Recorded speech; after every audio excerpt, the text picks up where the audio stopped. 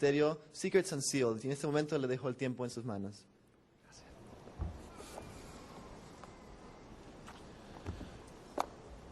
Muy buenas noches, queridos hermanos y amigos. Especialmente un saludo muy cordial para los jóvenes. Este es un evento histórico. Siempre que se tiene la primera convención es un evento histórico que marca pauta. Así que yo considero un privilegio inmenso el estar aquí para participar en este primer congreso del CYC. Como se han dado cuenta, el tema que vamos a tratar durante este fin de semana tiene que ver con reflejar la luz de Jesús y la luz de su palabra. Y esta noche vamos a introducir el tema estudiando lo que la Biblia tiene que decir en cuanto a la luz y las tinieblas. Pero antes de hacerlo queremos pedir la bendición especial de Dios. Al estudiar su palabra, les invito a inclinar sus rostros conmigo y vamos a orar. Nuestro Padre y nuestro Dios, qué privilegio encontrarnos en este lugar para comenzar esta convención que seguramente crecerá y florecerá hasta que Cristo venga. Padre, queremos pedirte que esta noche te manifiestes por medio del ministerio de tu Espíritu Santo. Abre mentes y corazones para que podamos comprender y también para que podamos obedecer tu palabra. Te damos gracias, Padre, por escuchar esta oración, porque te lo pedimos en el precioso nombre de Cristo Jesús. Amén. Les invito a abrir sus Biblias conmigo al Evangelio según San Juan, el capítulo 1, y vamos a leer los versículos 1 al 3. San Juan, el capítulo 1 y los versículos 1 al 3. Versículos muy bien conocidos que probablemente podemos repetir de memoria. Pero hay un punto clave que quiero recalcar aquí. Y voy a leerlo y luego les voy a decir cuál es el punto central. Dice allí, en el principio era el Verbo, y el Verbo era con Dios, y el Verbo era Dios. Este era en el principio con Dios. Y luego viene el pensamiento clave, en el versículo 3 dice, todas las cosas por Él fueron hechas, y sin Él nada de lo que ha sido hecho, fue hecho. En estos versículos encontramos que Cristo Jesús fue el creador que encontramos en el relato de Génesis, el capítulo 1. Y por esta razón quiero que vayamos en estos momentos de regreso a la primera página de la Biblia. Ya que sabemos que Jesús fue el creador, necesitamos examinar algunos aspectos de la semana de la creación. Así que volvamos a Génesis, el capítulo 1, y vamos a leer el versículo 1 y también el versículo 2. Dice lo siguiente: en el principio creó Dios los cielos y la tierra. Y ya hemos visto que ese creador fue ¿quién? Ese creador fue Jesús. Y ahora noten la condición de la tierra cuando Jesús creó este planeta. Dice, y la tierra estaba desordenada y vacía, y las tinieblas estaban sobre la haz del abismo, y el Espíritu de Dios se movía sobre la faz de las aguas. Antes de comenzar la semana de la creación, encontramos aquí que la tierra estaba desordenada, vacía, sin luz, y podríamos añadir también sin vida. Desordenada, vacía, en tinieblas y sin vida. Pero luego notamos en el versículo 3 que el Señor Jesucristo dijo algo revolucionario. dice allí en el versículo 3, y dijo Dios, sea la luz, y fue la luz. Es decir, que el Señor Jesucristo derrotó las tinieblas creando la luz. Lo primero que hizo en la semana de la creación fue crear la luz. Y luego quiero que noten que el Señor Jesucristo en el siguiente versículo separó la luz de las tinieblas. Noten lo que dice el versículo 4. Y vio Dios que la luz era buena y separó Dios la luz de las tinieblas. Es decir, que Jesús hizo una separación radical entre la luz y las tinieblas en la semana de la creación. Así que hemos visto que Jesús fue el creador. Lo primero que Jesús creó fue la luz. Y luego nos dice que el Señor Jesucristo separó la luz de las tinieblas. Y entonces notamos en la semana de la creación algo supremamente interesante. Y es que después que Jesús creó la luz y separó la luz de las tinieblas, el Señor Jesucristo ahora creó la vida. No voy a leer los versículos, ustedes los pueden leer, pero en el versículo 11 y 12 dice que Jesús creó las plantas, los árboles, las flores. Luego un poco más adelante en los versículos 20 y 21 dice que creó las aves y creó los peces. Y luego nos dice un poco más adelante que Dios, el Señor Jesucristo, creó los animales terrestres. Y finalmente, en los versículos 26 al 28, nos dice que el Señor Jesucristo creó al hombre a su imagen, varón y hembra los creó. Ahora, ¿por qué el Señor Jesucristo esperó para crear los árboles y para crear los animales y para crear al hombre de último? La razón es muy sencilla, y es que sin luz no hay nada en el mundo que pueda vivir. Es decir, que la luz y la vida van conectadas estrechamente en el relato de la creación. Primero fue necesario que Jesús hiciera la luz, y entonces esa luz podía sostener y prolongar la vida de los seres vivientes y de las cosas vivientes que hizo el Señor Jesús. Y luego encontramos en el versículo 31 del capítulo 1 de Génesis la conclusión de la semana de la creación. Dice, y vio Dios todo lo que había hecho, y he aquí que era bueno en gran manera, y fue la tarde y la mañana del día sexto. Pero la semana de la creación no había terminado, porque la Biblia nos dice que después que Dios declaró que todo era bueno, Dios reposó el séptimo día sábado. Encontramos eso en el capítulo 2 de Génesis y los versículos 2 y 3.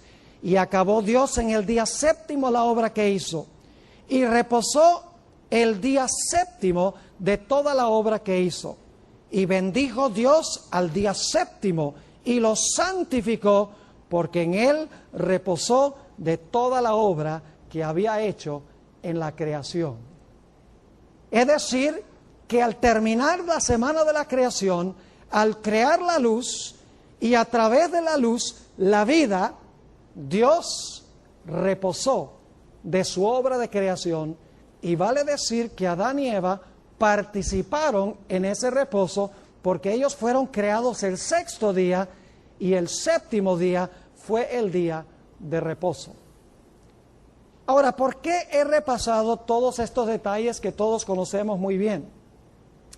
Porque en realidad vamos a encontrar que lo que acabamos de considerar forma la base para lo que sucede cuando entra el pecado y lo que sucederá cuando Dios quitará y eliminará el pecado del universo.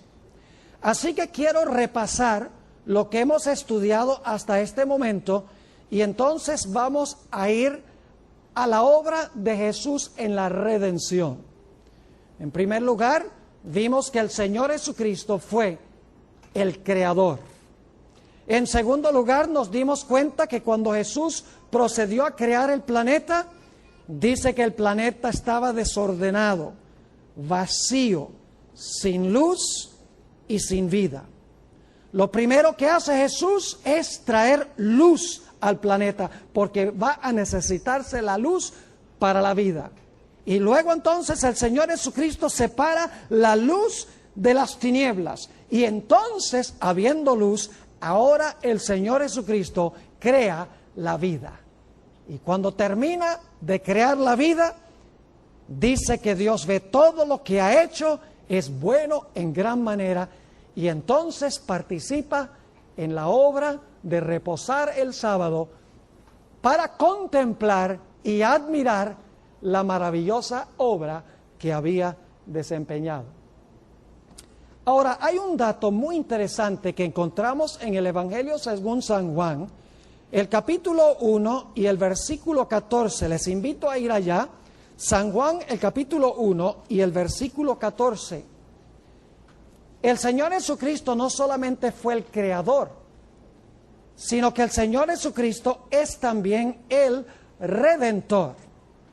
Dice allí en San Juan 1 y el versículo 14, y aquel verbo que ya leímos que creó todas las cosas, aquel verbo fue hecho carne y habitó entre nosotros, y vimos su gloria, gloria como del unigénito del Padre, lleno de gracia y de verdad.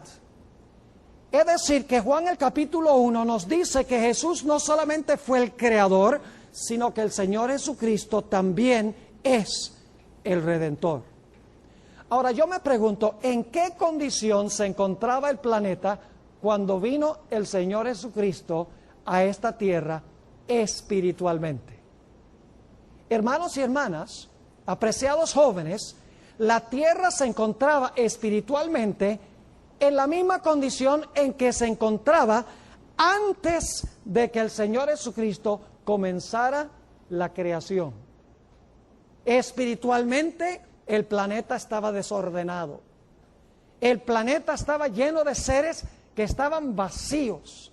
Imperaban las tinieblas espirituales y en toda la raza humana imperaba la muerte. Y el Señor Jesucristo vino a este mundo para deshacer lo que hizo el pecado.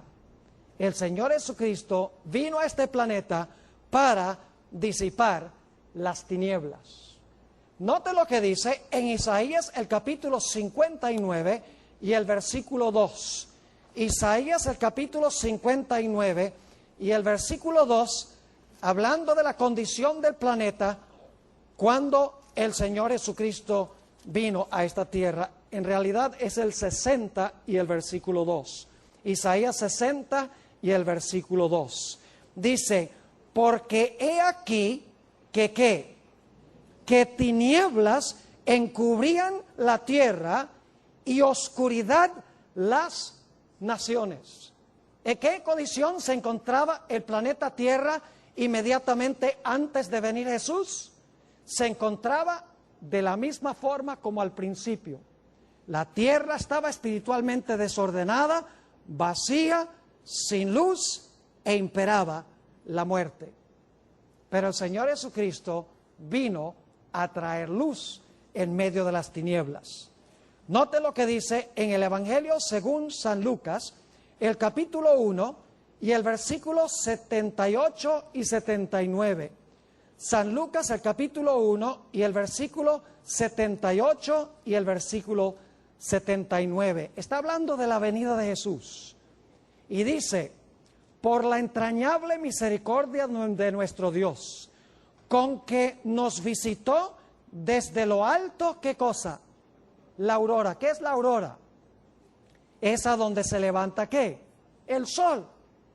Versículo 79, para dar, ¿qué? Luz a los que habitan en tinieblas y en sombra de ¿qué? En sombra de muerte, para encaminar nuestros pies por camino de paz. ¿A qué vino Jesús? Jesús vino a traer ¿qué? Luz a donde imperaban las tinieblas, y vino a traer ¿qué más? Vida a donde imperaba ¿qué cosa? A donde imperaba la muerte. Y el Señor Jesucristo, cuando vino, no solamente disipó las tinieblas y trajo en este mundo espiritualmente orden, y llenó las vidas con significado, y trajo luz, sino que la Biblia nos dice que el Señor Jesucristo vino y separó las tinieblas de la luz. Note lo que dice en el Evangelio según San Juan, en su primera epístola, el capítulo 1 y el versículo 4 y 5. Primera de San Juan, el capítulo 1 y los versículos 4 y 5, para que se den cuenta que Dios espiritualmente, Jesús, separa radicalmente la luz de las tinieblas. Dice allí en el versículo 4 de Primera de Juan lo siguiente. Empecemos en el versículo 4. Estas cosas os escribo para que vuestro gozo sea cumplido. Este es el mensaje que hemos oído de él. Y os anunciamos, Dios es ¿qué? Dios es luz, y no hay ningunas ¿qué? Tinieblas en él. ¿Qué separa a Dios? Las tinieblas de la ¿qué? De la luz. Y luego dice en el versículo 6, si decimos que tenemos comunión con él y andamos en tinieblas, mentimos y no practicamos la verdad. Pero si andamos en la luz, como él está en luz, tenemos comunión unos con otros, y la sangre de Jesucristo su Hijo nos limpia de todo pecado. Y todos sabemos que Jesús vino a hacer una separación radical entre la luz y las tinieblas, porque Jesús es el príncipe de luz y Satanás es el príncipe de las tinieblas. Pero ahora quiero que noten que en el Evangelio según San Juan se hace una conexión estrecha entre la luz y la vida. Note lo que dice en el Evangelio según San Juan, el capítulo 1 y el versículo 4 y 5. San Juan, el capítulo 1 y los versículos 4 y 5. Y fíjense la relación que existe entre la luz y la vida. Dice allí, hablando de Jesús, en él estaba la vida. ¿Y la vida era qué cosa? La vida era la luz de los hombres.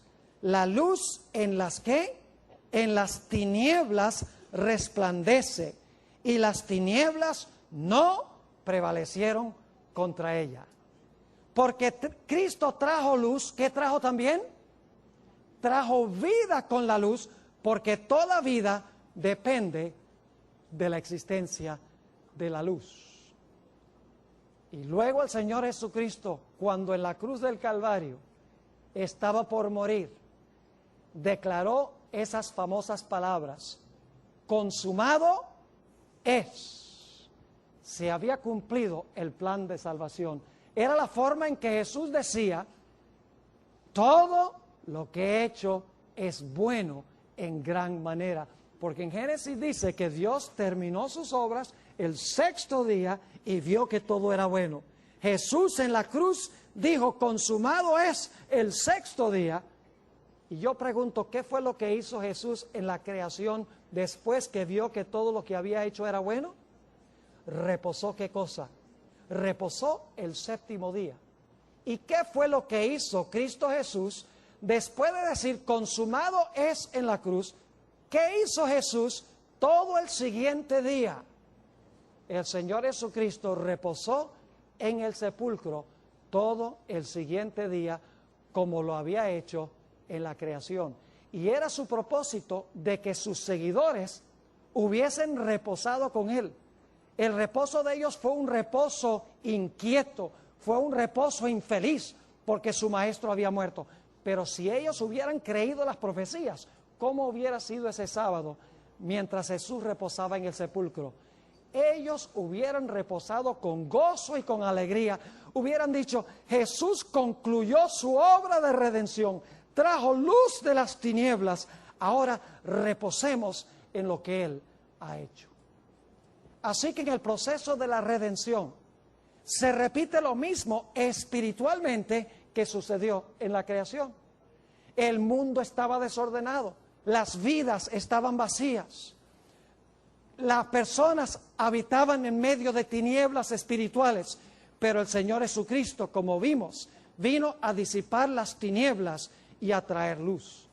Y en su vida el Señor Jesucristo separó radicalmente las tinieblas de la luz espiritualmente. Y el Señor Jesucristo trajo junto con la luz, ¿qué cosa? Vida. Y cuando murió en la cruz, el Señor Jesucristo había consumado la salvación. Es decir, había hecho posible que los seres humanos regresaran a la condición original en la cual se encontraban antes del pecado. Y entonces el Señor Jesucristo reposó en el sepulcro el sábado en conmemoración de su obra de redención.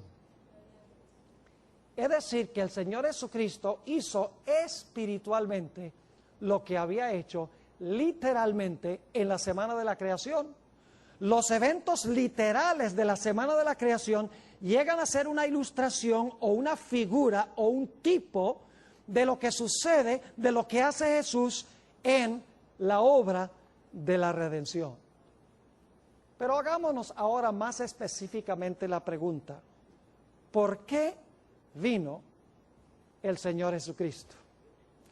Vamos a leer de nuevo un par de versículos que ya leímos. Vamos al libro de Isaías, el capítulo 9 y el versículo 2. Isaías, el capítulo 9 y el versículo 2. Este pasaje o este versículo tiene un significado supremamente profundo. Dice allí, el pueblo que andaba en tinieblas, vio ¿qué cosa? Gran luz. Y ahora fíjense que la segunda parte del versículo va a amplificar la primera mitad del versículo. Dice, el pueblo que andaba en tinieblas vio gran luz. Los que moraban ¿en qué? En tierra de sombra de muerte, luz resplandeció sobre ellos. ¿Se dan cuenta que en la Biblia las tinieblas y la muerte se relacionan una con la otra? Los que habitaban en tinieblas vieron luz, los que estaban en sombra de muerte vieron ¿qué? Vieron gran luz. ¿A qué vino entonces Jesús? Jesús vino a traer luz y de esta manera a disipar ¿qué cosa? A deshacerse de la muerte. Noten lo que dice Juan, el capítulo 8 y el versículo 12. La misma idea expresada en el Nuevo Testamento. Juan, el capítulo 8 y el versículo 12, palabras muy famosas de Jesús.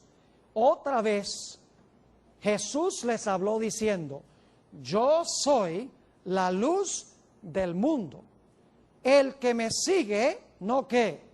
No andará en tinieblas, sino que tendrá la luz de ¿qué? De la vida. Nuevamente, las tinieblas se presentan en contraste ¿con qué? Con la luz y ¿con qué más? Y con la vida. Note lo que dice en el libro de Job, el capítulo 18 y el versículo 18. Job, el capítulo 18 y el versículo 18. Nuevamente se relaciona esta idea entre la muerte y las tinieblas, entre la luz y la vida. Dice allí en el versículo 18, hablando de los impíos, dice, de la luz será lanzado ¿a dónde? A las tinieblas. ¿Y echado dónde? Y echado fuera del mundo. ¿Qué va a pasar con el impío? ¿Será lanzado dónde? A las tinieblas. Yo pregunto, ¿pueden ustedes pensar de un lugar más oscuro que un sepulcro? Una persona que entierran 6 pies debajo de la tierra. Esa persona está en absoluto silencio y en absoluta ¿qué? Y en absoluta oscuridad. Es decir, las tinieblas están vinculadas, aquí dice, será echado fuera del mundo, es decir, no vivirá más en este planeta. Noten también el capítulo 10 y el versículo 21 y 22 en el mismo libro de Job. Job 10 y el versículo 21 y 22. Dice, antes que vaya para no volver a la tierra de tinieblas y sombra de ¿qué? Ahí está otra vez, tinieblas y muerte. A la tierra de tinieblas y de sombra de muerte. ¿Tierra de qué? De oscuridad, lóbrega, como sombra de qué? De muerte y sin qué? Sin orden, y cuya luz es como densas tinieblas. Entonces yo pregunto, ¿a qué vino Jesús a este planeta? Jesús vino a este planeta para hacer 2 cosas estrechamente relacionadas. En primer lugar, para traer luz y disipar las tinieblas, quitar las tinieblas. Y en segundo lugar, vino a traer vida donde todos los seres humanos estaban condenados a muerte. Pero para traer vida era necesario que trajera primero ¿qué? Luz, porque toda vida depende de la luz. Ahora, amplifiquemos un poquito más este aspecto de lo que significa luz y tinieblas. Vamos al libro de Job, el capítulo 30 y el versículo 26. Tenemos un versículo muy interesante aquí. Job, el capítulo 30 y el versículo 26. ¿Qué representa la luz y qué representan las tinieblas? Porque si Jesús vino a levantar la luz y disipar las tinieblas, necesitamos entender qué representan las tinieblas y qué representa la luz. Ahora fíjense qué interesante este versículo. Job 30 y el versículo 26. Dice Job, cuando esperaba yo el bien, ¿qué esperaba Job? El bien. Entonces vino ¿qué? El mal. Ahora, la segunda parte del versículo va a explicar qué significa que cuando él esperaba el bien, vino el mal. Note lo que dice la segunda parte del versículo. Y cuando esperaba ¿qué? Cuando esperaba luz, vino ¿qué cosa? Vino oscuridad. Entonces yo pregunto, ¿qué representa la oscuridad? Y representa el mal. ¿Y qué representa la luz? La luz representa el bien. Entonces, ¿qué vino Jesús a hacer? Jesús es la luz. ¿Qué vino a eliminar? Vino a eliminar el mal. ¿Y con el mal qué? La muerte, según dice la Sagrada Escritura. Ahora, la pregunta clave es, ¿cómo se relaciona este asunto de las tinieblas como mal y de la luz como bien?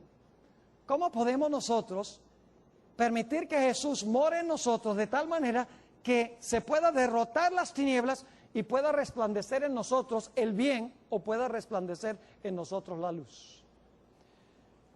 Yo quiero ahora hablar en terminología muy práctica a los jóvenes, especialmente a los jóvenes.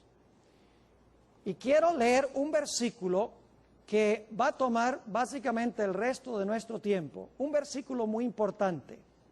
Se encuentra en el Evangelio según San Mateo, el capítulo 6 y los versículos 22 y 23. Jesús vino a disipar las tinieblas, a eliminar las tinieblas, que significa eliminar el mal. Pero ¿dónde está la clave para Jesús hacer eso en nuestra vida práctica, en nuestra vida diaria? Noten Mateo, el capítulo 6 y el versículo 22 y 23. Y escuchemos con cuidado lo que dice. La lámpara del cuerpo es ¿qué cosa? Es el ojo. ¿Qué es lo que ilumina el cuerpo? El ojo. ¿Qué entra por el ojo para que podamos ver? Luz. La lámpara del cuerpo es el ojo. Así que si tu ojo es ¿qué? bueno, estamos hablando del bien y del mal, ¿verdad?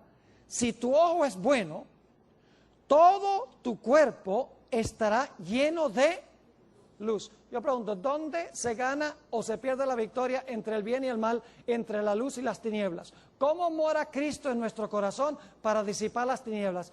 El secreto se encuentra ¿dónde? En el ojo. Y no solamente estamos hablando del ojo físico, estamos hablando del ojo espiritual. Sigue diciendo en el versículo 23, pero si tu ojo es ¿qué? Maligno, todo tu cuerpo estará ¿en qué? ¿Dónde radica la victoria o la pérdida de la batalla entre el bien y el mal? En el ojo, dice aquí. Pero si tu ojo es maligno, todo tu cuerpo estará en tinieblas. Así que si la luz que en él hay es tiniebla, es decir, si la luz de tu ojo se convierte en tinieblas, ¿cuántas no serán las mismas tinieblas? Hemos dicho que Jesús vino a esta tierra para derrotar las tinieblas, es decir, para derrotar el mal, según estudiamos. Jesús vino a hacer lo mismo que hizo en la creación, solo espiritualmente. Pero ¿cómo se realiza eso en términos prácticos en nuestra propia vida espiritualmente? El secreto se encuentra en la forma en que nosotros usamos ¿qué cosa? Nuestro ojo. ¿Lo dice Jesús? Nuestro ojo puede ser bueno o nuestro ojo puede ser ¿qué? Puede ser maligno. Y claro, la pregunta clave es ¿cómo es que nuestro ojo puede ser bueno y cómo es que nuestro ojo puede ser maligno? La respuesta es muy sencilla. Nosotros determinamos si estamos en luz o en tinieblas por lo que nosotros permitimos que entre por nuestros ojos. De todos los sentidos que Dios ha dado al ser humano, el que más puede edificar o destruir es el ojo. El oído también, el tacto también, el gusto también, pero de todos los sentidos, el que más determina nuestra condición espiritual, si Cristo va a ganar la victoria sobre el mal, si va a disipar las tinieblas para restaurar lo que se perdió, el sentido principal es el sentido del ojo. Ahora, ¿qué significa si el ojo fuera maligno? Sencillamente significa que lo que nosotros contemplamos es lo que hace lo que nosotros somos. Es una ley simple de la vida, no es complicado, no estamos hablando de cosas enredadas aquí. Lo que nosotros dejamos entrar por nuestro ojo determina si nuestro ojo es maligno o si nuestro ojo es bueno. Determina si estaremos en tinieblas o estaremos en la luz. Por eso la Biblia nos dice que nosotros debemos usar nuestro ojo o nuestros ojos para contemplar ¿a quién? Para contemplar a Jesús. ¿Y qué es Jesús? Según estudiamos, Jesús es ¿qué? La luz. Y cuando entra la luz, ¿qué más viene? La vida. Porque la luz y la vida se vinculan una con la otra. Ahora, ustedes conocen indudablemente muy bien 2 de Corintios, el capítulo 3 y el versículo 18. 2 de Corintios, el capítulo 3 y el versículo 18, a donde el apóstol Pablo está hablando sobre el pecado y cómo vencer el pecado. Y fíjense lo que declara allí. Por tanto nosotros, todos, mirando, ¿con qué miramos? Con los ojos. Mirando a cara descubierta, como en un espejo, ¿qué cosa? La gloria del Señor, es decir, Jesús es la luz, Jesús está entrando a través del ojo, contemplándolo. Dice, ¿somos qué? Y una mejor traducción sería, estamos siendo transformados. ¿Cómo? De gloria en gloria, en la misma imagen, como por el Espíritu del Señor. ¿Qué pasa a medida que nosotros contemplamos a Jesús? Permitimos que la luz de Jesús entre por nuestro ojo se torna bueno. Y en vez de estar llenos de tinieblas, estamos llenos de ¿qué? Estamos llenos de luz. Permítame leerles una cita muy interesante del Espíritu Profecía. Esta la traduje, es del libro Sons and Daughters of God, Hijos e Hijas de Dios. En inglés, la página 337. Fíjense lo que dijo ella. Al contemplar a Jesús, ¿al qué? ¿Con qué contemplamos? Con los ojos. Al contemplar a Jesús, al hablar de Él, al contemplar la hermosura de su carácter, somos cambiados. ¿Ustedes no creen que contemplar algo transforma y cambia? Mire, yo tuve un alumno en Colombia, 3 años fue mi alumno, el mejor que tuve. Se sentaba siempre en la primera fila, con su libro allí, escribiendo las notas, con su Biblia abierta. Y no me quitaba los ojos de encima, sino para escribir en su libreta. 3 años en esa institución. Hace algunos años estaba yo visitando ciertos sitios en los Estados Unidos predicando y viene alguien y me dice, oiga, pastor, ¿usted conoce a tal y tal? Y yo, sí, cómo no, sí lo conozco. Me dice, usted predica igualito a él. Y entonces yo miré a la hermana y dije, bueno, hermana, sí, yo me imagino que él debe predicar parecido, porque lo tuve como alumno 3 años. Y claro, la hermana se avergonzó, ay, pastor, perdone, yo no sabía. Y yo, no se preocupe, hermana, que alguien que pasa 3 años en un aula con el profesor, algo se le pega. En realidad, este joven hasta el día de hoy, lo invitamos a un retiro de nuestra iglesia hace 2 o 3 años y los miembros de mi iglesia vinieron, yo no pude ir, vinieron diciendo, oye, él predica igualito que usted. Interesante, porque lo que nosotros contemplamos nos hace lo que somos. Es una ley de la vida. Dice, al contemplar a Jesús, al hablar de Él, al contemplar la hermosura de su carácter, somos cambiados. Cambiados, dice ella, de gloria en gloria. Y luego pregunta, ¿y qué es gloria? Su respuesta, carácter. Somos cambiados de carácter en carácter. Vemos pues que hay una obra de purificación que se realiza al contemplar a Jesús. Ahora yo pregunto, ¿qué sucede cuando nosotros escuchamos música mundana? Y cuando vemos películas de Hollywood que enfatizan sexo ilícito, espiritismo, violencia desmedida. ¿Qué pasa cuando nosotros jugamos juegos de video que también el énfasis es destrucción, violencia? ¿Qué pasa cuando nosotros nos fijamos en, por ejemplo, los artistas de Hollywood que cuando en los Oscars tienen su ropa fina y toda su vida artificial y nos entretenemos como se entretiene el mundo? ¿Cómo llega a ser nuestro ojo? Nuestro ojo llega a ser malo, porque la luz no está entrando.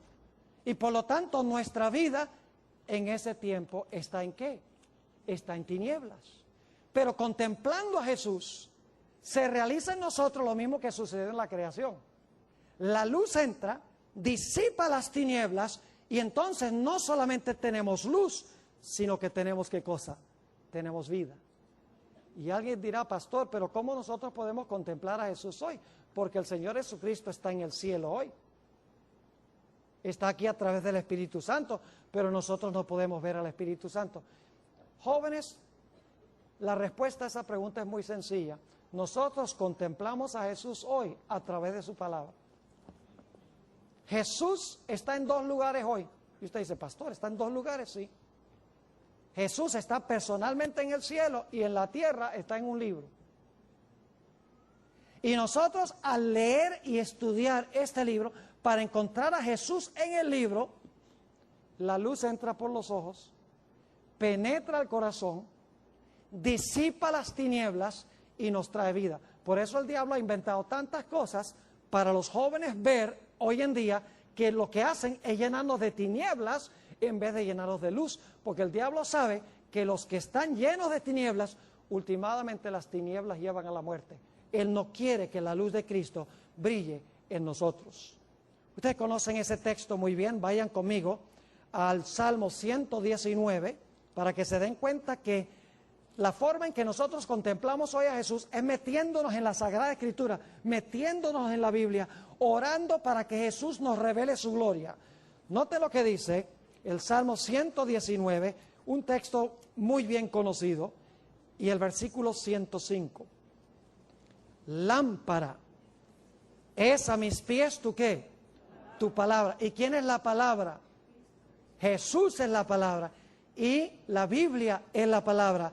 ¿Y qué más? Y lumbrera a mi camino.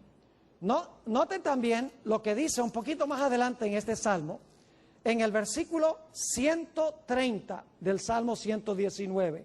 Dice, la exposición de tus palabras, ¿qué hace? Alumbra, hace entender a los simples. ¿Qué es lo que hace la palabra de Dios cuando penetra, cuando entra? Lo que hace es que alumbrar. ¿Y quién es la luz? Jesús. ¿Y qué disipa Jesús? Las tinieblas. Y cuando disipa las tinieblas, ¿qué elimina? La muerte, exactamente. Note lo que dice en Proverbios, el capítulo 6 y el versículo 23. Proverbios, el capítulo 6 y el versículo 23. Este versículo deberían subrayarlo porque es poderoso. Dice allí, porque el mandamiento es ¿qué cosa? Lámpara. Y la enseñanza es ¿qué? Luz.